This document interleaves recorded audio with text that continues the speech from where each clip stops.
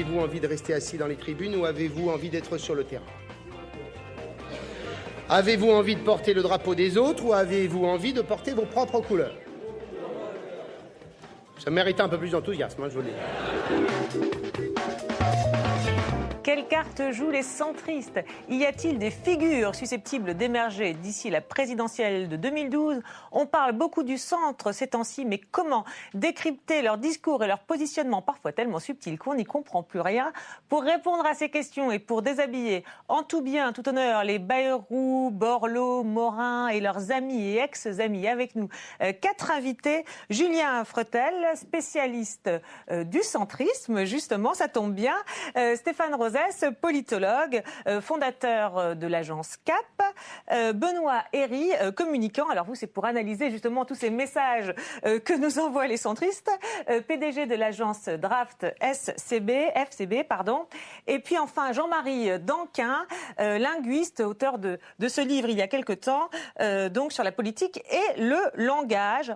On va commencer l'émission par le moment qui semble avoir déclenché le réveil, on va dire, du volcan centriste. C'est le remaniement qui a fait plusieurs victimes au centre, dont le patron du nouveau centre, Hervé Morin, non reconduit à son poste de ministre de la Défense.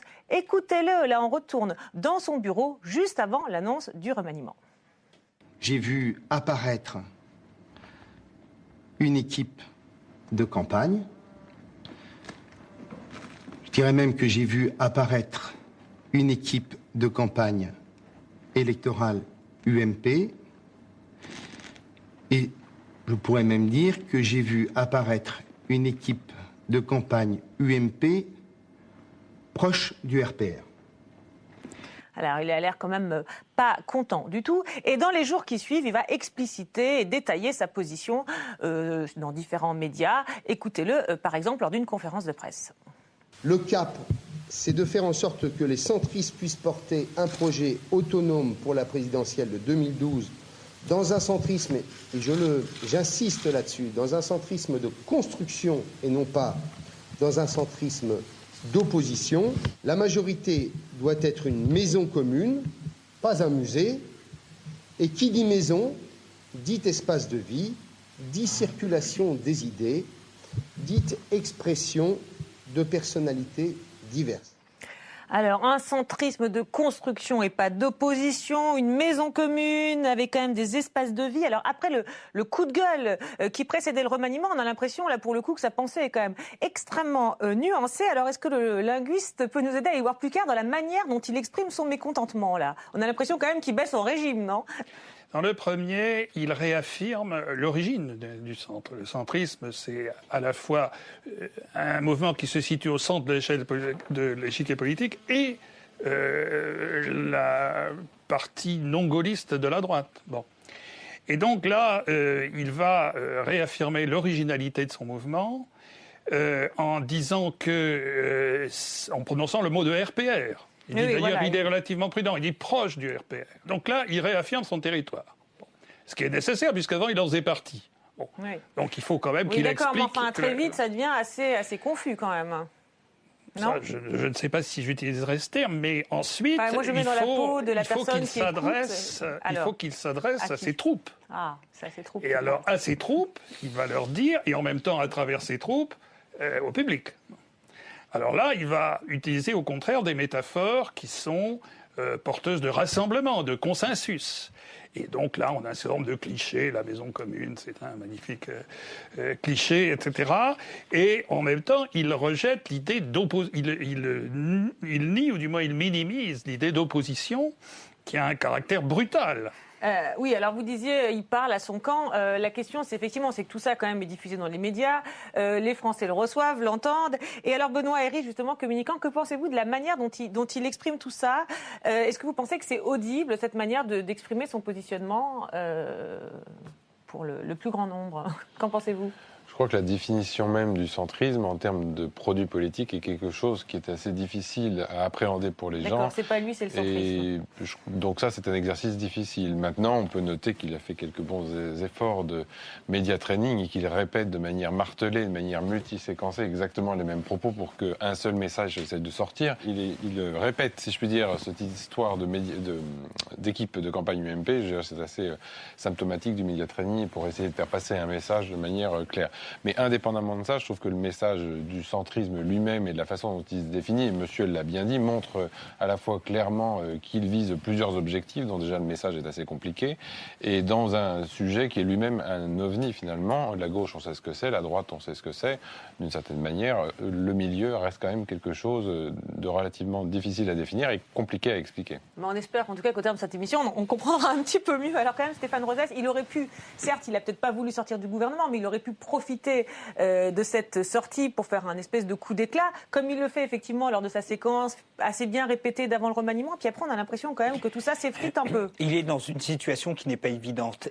Il quitte un gouvernement, mais celui qui recueille la vedette, c'est Jean-Louis Borloo, puisqu'on avait compris que normalement, il devait aller à Matignon. Et puis, il y a une autre grande personnalité du centre, qui est François Bayrou.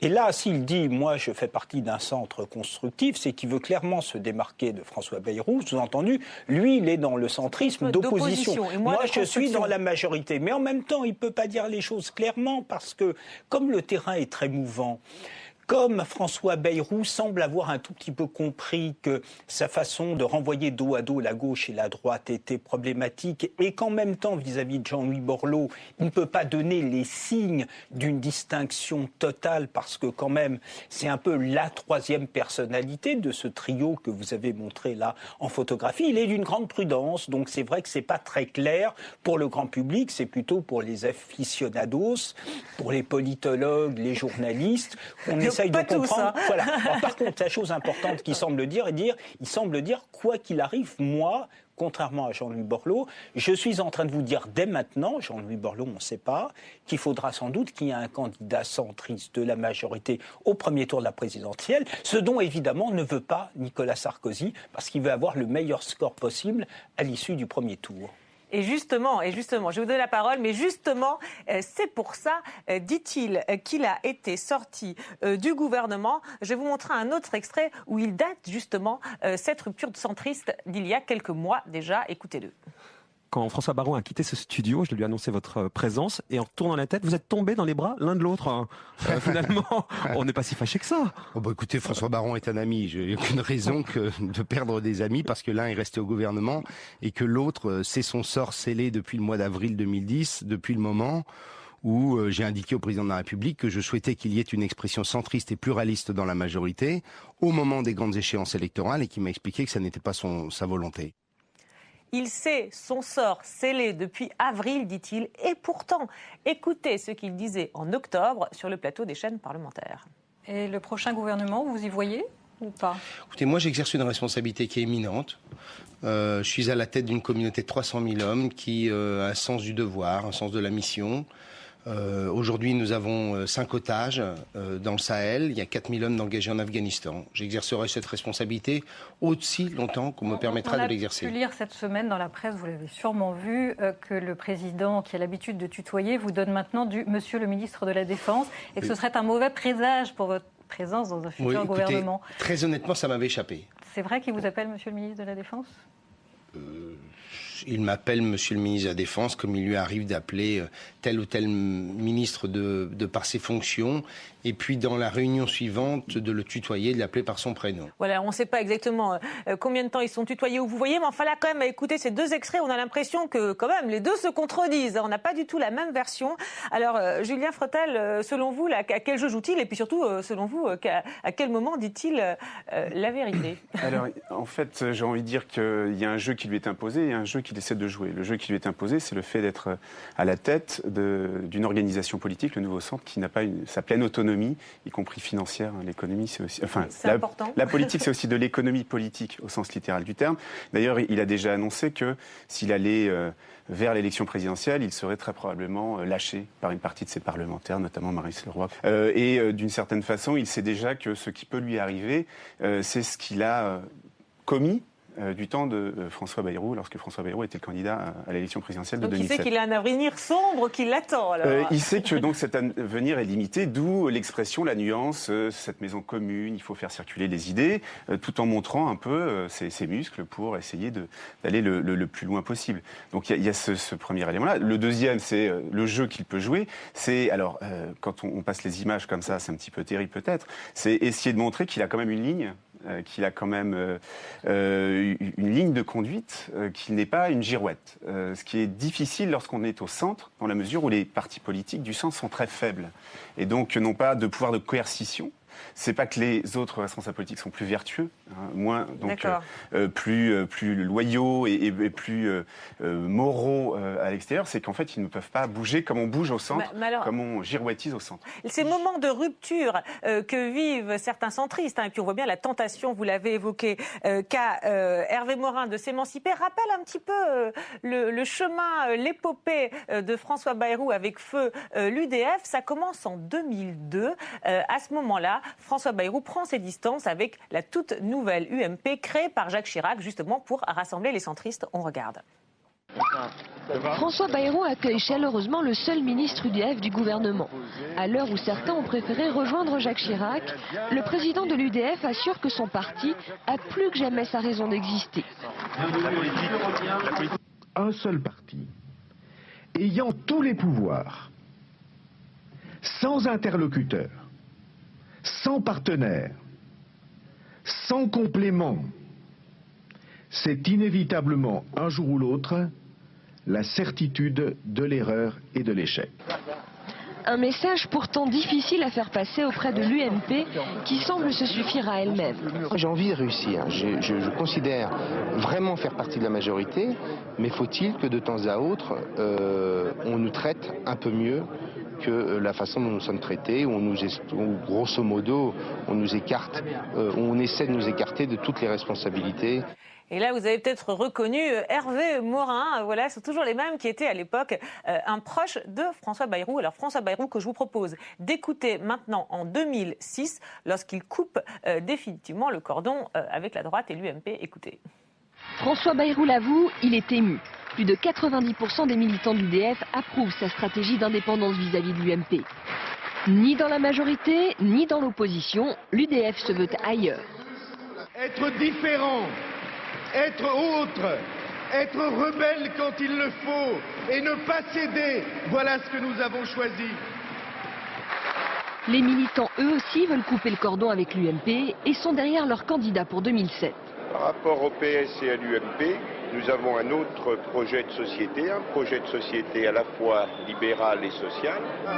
Et à l'UDF, les militants rêvent de voir François Bayrou aller encore plus loin, jusqu'au second tour de l'élection présidentielle.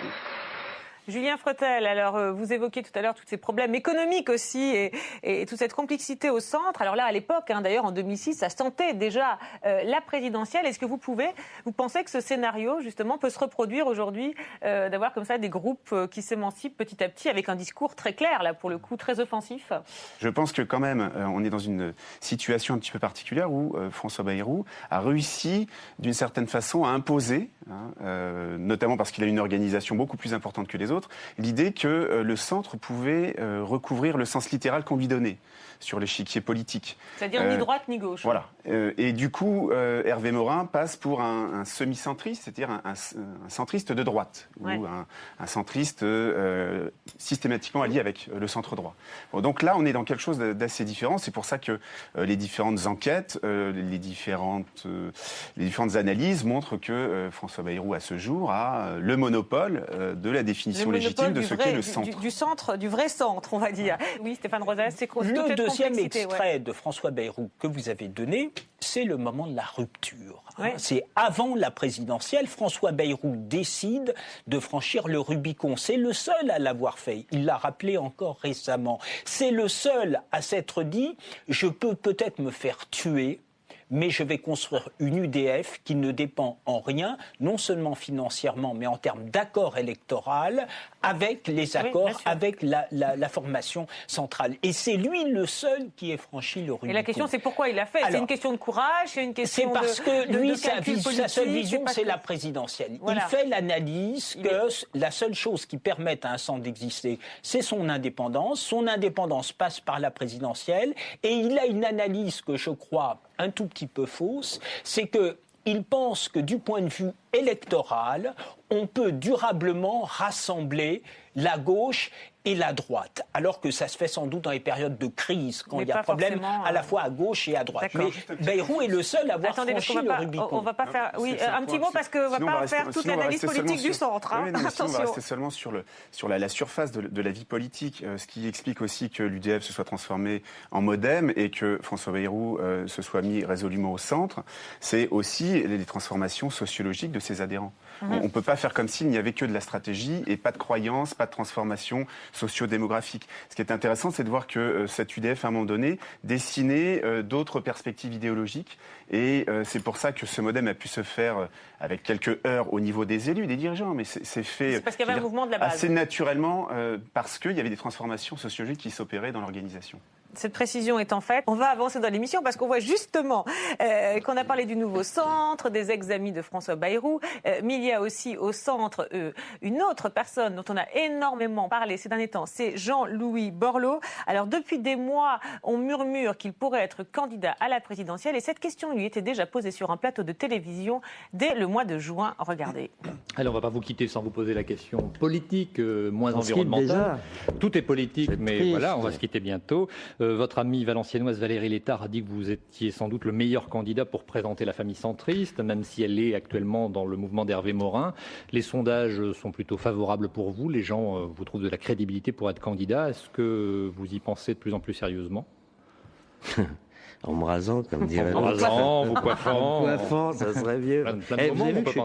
J'ai bien coiffé aujourd'hui. Oui, mais répondez. Mais une minute. Vous ne trouvez pas ? Qu'est-ce qui vous empêcherait de vous présenter ?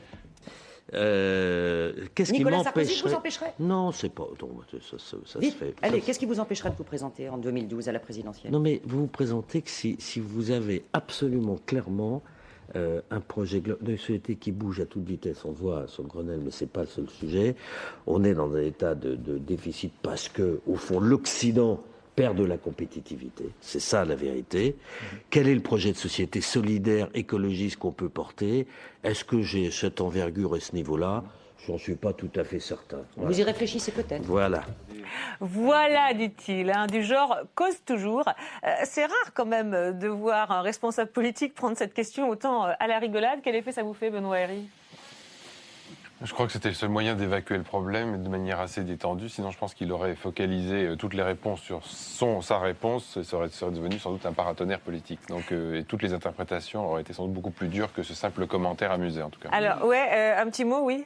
Oui, j'ai le sentiment qu'au moment de cette séquence, mais vous avez raison à chaque fois de nous rappeler quand l'émission a été faite, au moment de cette séquence, Jean-Louis Borloo, son sujet, c'est pas du tout d'être poussé par une vague pour éventuellement y aller. Mon analyse, c'est que c'est au contraire de calmer le jeu pour absolument empêcher autour de sa personne qu'il y ait cette velléité. Donc mon analyse... il ne veut pas qu'on pousse des candidatures centristes. Oui, c'est d'où pas le fait qu'il prend tout ça. Me semble-t-il, c'est pas le sujet de ce qu'il fait. On lui a demandé de chevaucher la bête centriste pour la mettre au garage, pour éviter qu'il y ait une candidature à la présidentielle. Ça peut le servir, lui, éventuellement, à aller à Matignon, mais le sujet à l'époque n'est pas, me semble-t-il, pour lui d'aller à la présidentielle.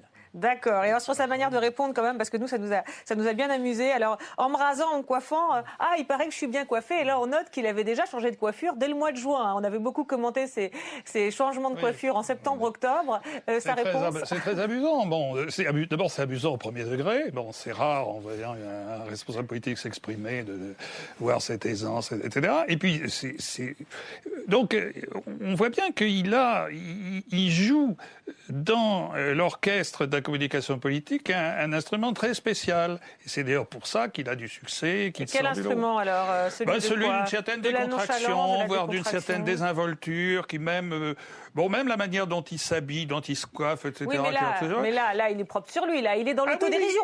En plus, ce qui est frappant, c'est qu'il est dans l'autodérision là-dessus. Est-ce que moi, j'en suis capable, franchement ? Vous me voyez, mais moi ça plaît. C'est rare. Il faut être capable de le faire sans être ridicule. Mais là, ce qui est quand même incroyable, c'est que pour dire avec une telle désaventure, moi, candidat comme ça, avec cette espèce de second degré, alors il faut avoir ou énormément de confiance en soi, ou penser que finalement ce sera votre atout. Alors je ne sais pas quelle analyse vous faites là-dessus, mais en tout cas c'est quand même étrange cette manière de dire les choses, non?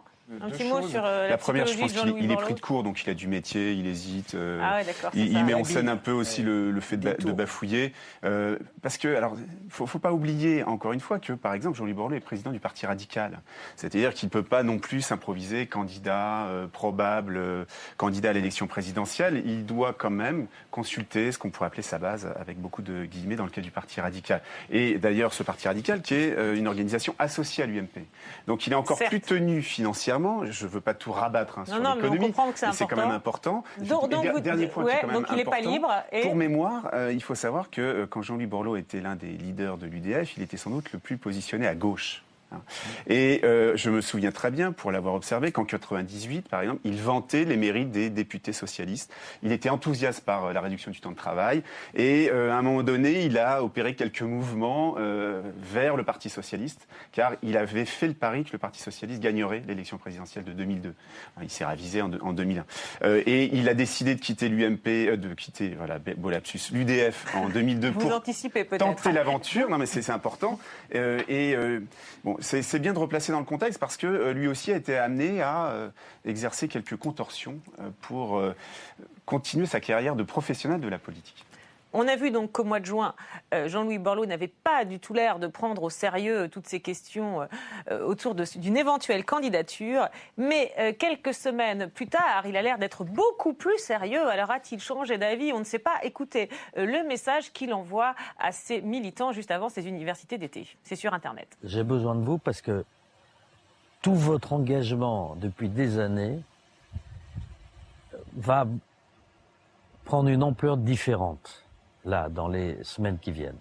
Au fond, on voit bien qu'il faut qu'il y ait une réponse radicale, mais élargie à d'autres amis. Il y aura d'autres gens, des centristes de l'UMP, du Nouveau Centre, des écologistes modernes, nos amis de la gauche moderne, de Jean-Marie Bockel. Et là, il faut vraiment que le Parti radical soit le porteur de cette nouvelle façon d'être, qu'on en ait la masse critique. Voilà, là, qu'on en ait la masse critique, un appel vibrant. Alors, qu'est-ce qui s'est passé pendant l'été pour expliquer ce sérieux retrouvé du mois de septembre?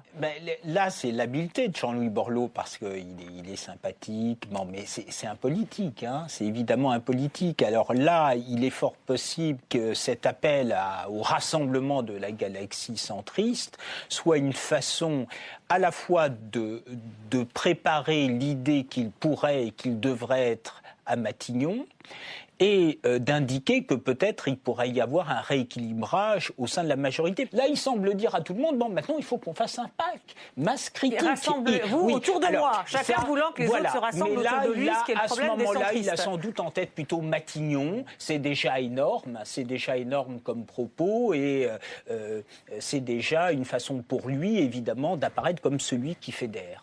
Oui, un petit mot sur cet extrait. Un commentaire sur sa prestation qui est là du coup sur un film diffusé sur Internet. D'abord, pour ses militants, pour ses militants, mais c'est vrai que l'image d'abord est assez terrible. Et je trouve que pour reprendre le début de l'émission, je pense qu'il fait un peu du Morin ou inversement. Je pense que là, il est de nouveau pris, comme vous le disiez assez bien, entre plusieurs objectifs et on sent quand même un discours assez. Certes, pas complètement aussi abscon qu'on l'a vu au début de l'émission, mais quand même un peu confus, et je trouve que c'est une drôle de prestation pour quelqu'un qui prétend à Matignon de diffuser ce type d'image. Ah bon, parce qu'on peut dire au contraire qu'il appelle le rassemblement. Oui, le discours, mais la prestation et la qualité de ce qu'il dégage par rapport à ça, je trouve, est assez étrange. En plus, on a l'impression que, par rapport aux images que vous venez de montrer, qu'il a remis les habits d'avant le mois de juin. Donc il y a, je trouve, quelque chose d'assez étonnant. C'est vrai qu'il est moins bien coiffé, d'ailleurs. Oui. Là, je note un petit retour en arrière. Je vois que vous êtes expert. Alors, attendez, parce qu'on va voir. Alors, on va voir, parce que là, donc, on est dans un discours adressé aux militants, mais dans le même temps, quelques jours plus tard, un discours à la tribune, là aussi assez complexe. On va regarder la coiffure, d'ailleurs. Regardez. Vous savez, je mesure la responsabilité d'avoir... J'étais d'ailleurs quand même très frappé quelques coups de fil et au fond j'ai entendu enfin tu te décides, enfin on y va, enfin je veux dire l'espèce de boule de neige, de mayonnaise et de tous ceux qui sont pas là vraiment pour des raisons de contraintes en ce dimanche ou en ce samedi de 4 septembre. Je voudrais vous dire, puisque vous êtes venus parfois de loin, je voudrais vous dire que les radicaux ne revendiquent rien pour eux dans cette affaire. Mais vous pourrez compter sur eux. Je voudrais vous dire que je ne revendique rien pour moi. Mais vous pourrez compter sur moi. Alors on a écouté 10 fois l'extrait en préparant l'émission. Alors là, on a l'impression qu'il y a quand même une contradiction entre le début. Mes amis m'appellent et me disent « ça y est, tu es prêt, tu te décides, je sens la mayonnaise, etc. » Et puis la fin, je ne revendique rien pour moi.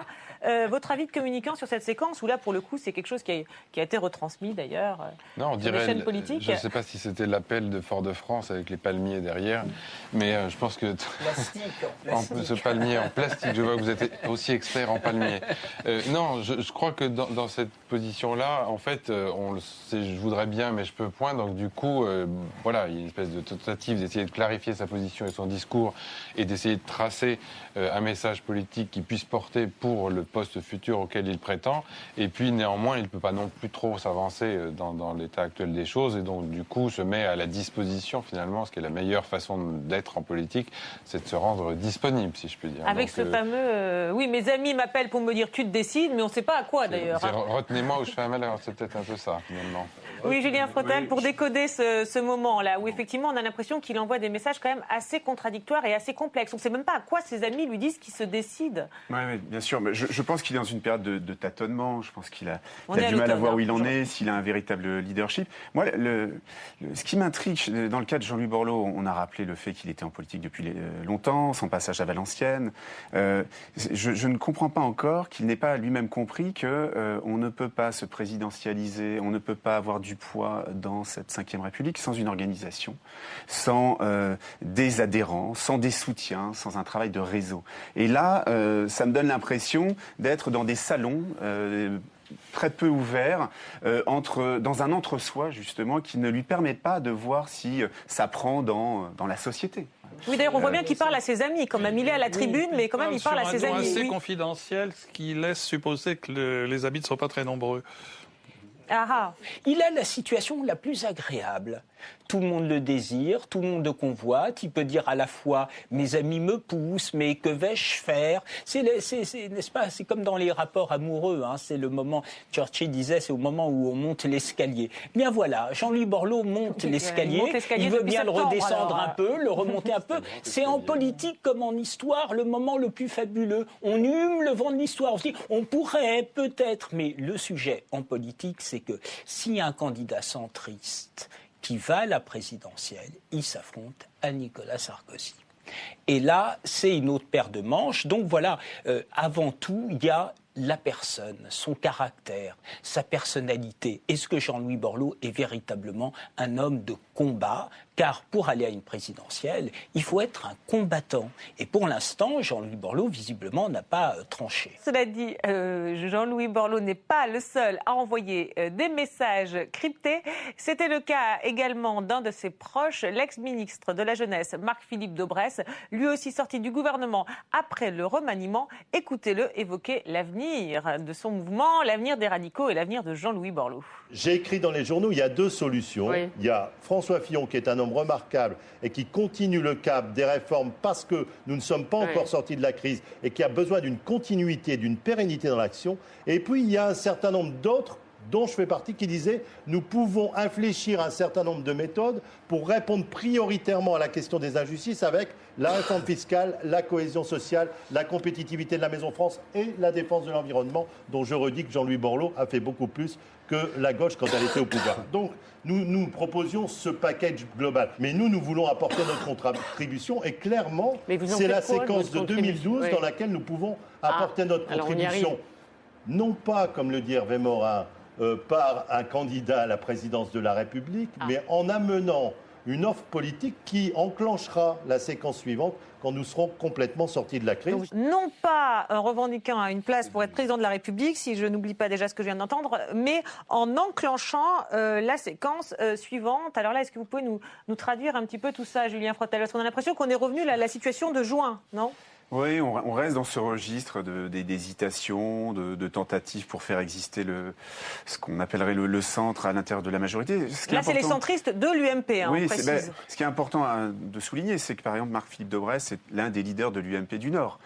Donc, on revient à ce qui a été dit par Stéphane Rosès. On a affaire non seulement à des élus connus nationalement, mais aussi à des élus qui sont amis d'élus et voire eux-mêmes élus locaux. Donc la marge de manœuvre est relativement faible. Là, il s'agit donc de montrer qu'il a sa petite musique, il y a un savoir-faire centriste qui c'est ça, qu'on peut valoriser au sein de l'UMP. Voilà, c'est ça. Être en vigueur à l'intérieur de l'UMP et puis donner un petit coup sur la gauche pour bien rappeler qu'il est au centre droit et avec l'UMP. D'accord, mais c'est modeste finalement. C'est modeste. Ça reste très modeste. Ce qui est intéressant, c'est qu'il le dit sur un ton assez ferme et haut pour rappeler qu'il n'a pas changé d'attitude depuis assez longtemps. C'est-à-dire que lui, il a rejoint l'UMP en 2002, par exemple.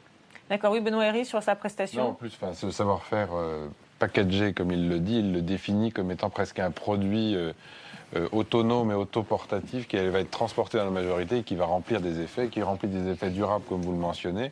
Et donc, du coup, là, ils essayent de définir une fois de plus, de manière assez claire et simple, ce qu'ils peuvent apporter, les composantes, et il emploie même le mot, effectivement, packagé. Je trouve ça assez amusant en politique. Oui, surtout dans la bouche de Marc-Philippe Daubresse, c'est la touche modernité. Oui. Oui, mais alors en disant, finalement, tout ça, ce sera pour quand on sera sorti de la crise. Nos solutions, on n'en a pas voulu, on les garde au chaud. Vous les reprendrez quand vous les voudrez, mais en tout cas, là, il n'est plus question de présidentielle. Enclencher un processus, c'est un très beau mot quand même. On ne voit pas de quoi ça peut être faux. Justement, c'est peut-être ce qui est compliqué. Alors comment on fait pour enclencher un processus pour ça, moi, je ne sais pas. Je me contente de constater qu'il dit qu'il va enclencher un processus. Non, mais on en est peut-être là dans le summum de la langue de bois, d'une somme de gens qui ont effectivement tellement de mal à se définir, tant bien même que la journaliste a du mal elle-même effectivement à en tirer les propos. Oui. Donc voilà, ceci dit, il y a un objet réel, parce que sinon on donnerait le sentiment comme certains concilent sur le sexe des anges, il y a un objet réel là, c'est la question de l'électorat centriste. Aux dernières municipales, aux dernières régionales, cet électorat est resté chez lui. Un électorat qui peut être souvent âgé, heurté par les façons d'être et de faire du président de la République. Et donc, c'est quand même un vrai sujet stratégique de fond que de savoir quelle est la meilleure façon de récupérer cet électorat au premier tour pour qu'au deuxième tour, il aille d'évidence vers le candidat Nicolas Sarkozy. Et cette question de fond n'est quand même pas jusqu'à l'heure réglée. Alors, on a vu que c'était parfois un positionnement compliqué, on l'a dit, et pourtant, il y a quand même des moments où les centristes expriment un discours extrêmement clair et limpide en se démarquant du président de la République. Par exemple, non, j'entends qu'on plaisante, mais pas du tout. En 74 Non, pas en 74, c'était cet été, après le discours de Grenoble, un petit florilège de réactions de centristes au discours de Nicolas Sarkozy sur la sécurité et l'immigration. Enfin, sur ce sujet qui a suscité beaucoup de passion cet été, je veux bien sûr parler des Roms. À ce sujet, je voudrais tout d'abord vous lire, pour vous détendre,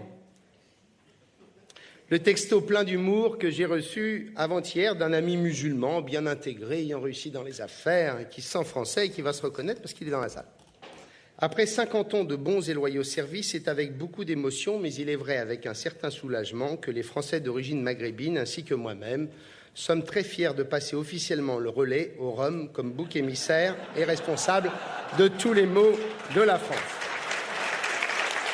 Alors, il y a eu Grenoble, les incidents de Grenoble, avec, pour la première fois de la part d'un responsable en fonction de la République française, je ne dis pas d'un leader extrémiste, mais pour la première fois, le choix stratégique d'écrire un signe égal entre immigration et délinquance, un signe égal entre immigration et insécurité.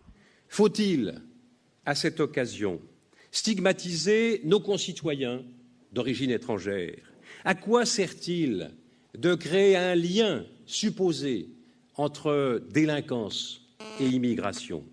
Et donc là, pour le coup, quelles que soient les sensibilités centristes, on retrouve le même discours, la même prise de distance avec Nicolas Sarkozy. Alors on a envie de se dire, pourquoi pas plus souvent ? Pourquoi pas Julien Freutel plus souvent depuis 2007, par exemple ? Et pourquoi pas plus souvent depuis, puisque là, c'est déjà des extraits qui datent du mois de septembre. Peut-être que l'occasion est bonne dans la mesure où la question de l'immigration est peut-être l'un des marqueurs idéologiques quelque peu distinctifs entre le centre droit et l'UMP.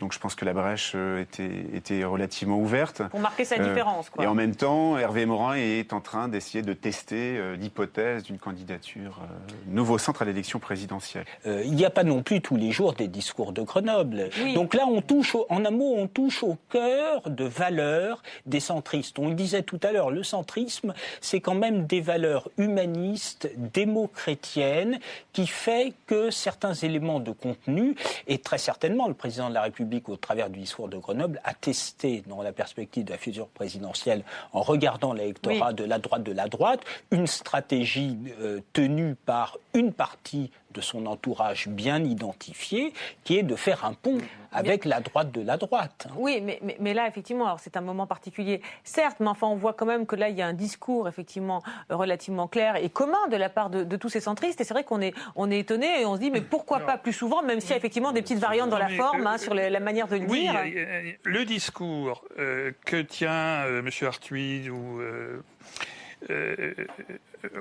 Hervé Morin, c'est un discours qui ne serait pas étonnant s'il était tenu par des gens de gauche. Donc ce qui est l'événement là, c'est pas qu'on dise ça, c'est que eux disent ça. Et donc là, il y a effectivement une prise de distance qui est un événement politique.